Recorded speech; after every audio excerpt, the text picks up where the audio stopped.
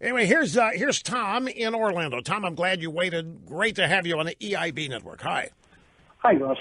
I wanted to talk about the Washington Press Corps having a hissy fit that they may have to move out of the West Wing to accommodate more Washington media. Oh, yeah, this is a great story. I'm glad you reminded me of this. I mean, these people live in a bubble. They got the election wrong.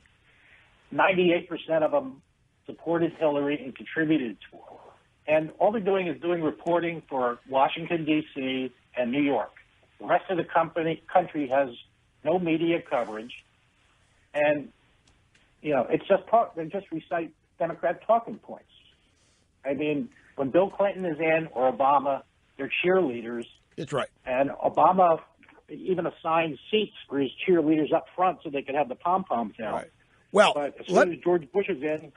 Actually, it's the White House Correspondents Association that assigned the seats in the White House press room. But it's up to the president to call on. But let me explain what's happening here.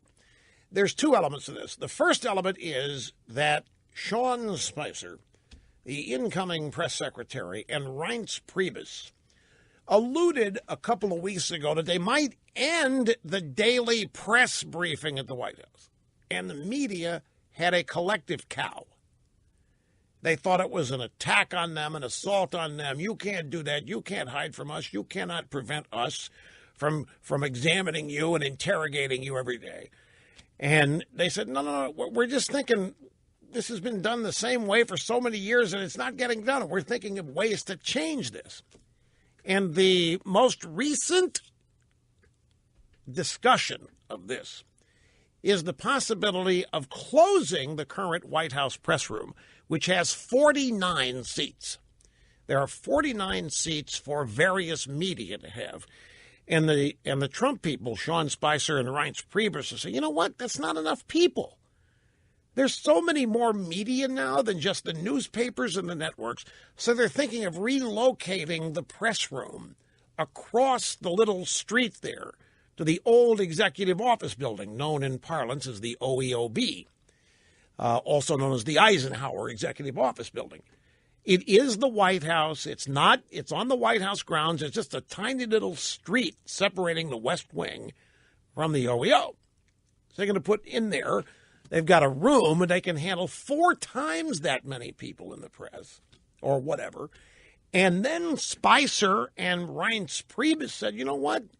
We're thinking of letting talk radio hosts have press passes and bloggers, because there's all kinds of people that do media now, and the drive-bys are beside themselves.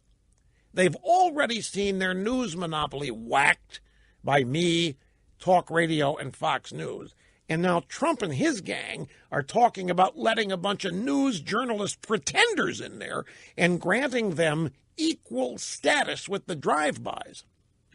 And by the way, if you put 400 people in a press room, that's a recipe for Trump to do another rally, not a press conference, which he did a couple press conferences like that, and they're beside themselves. They said, this is unacceptable, this is not the way it's been done, and you can't do that to us. And they're thinking of doing that to them.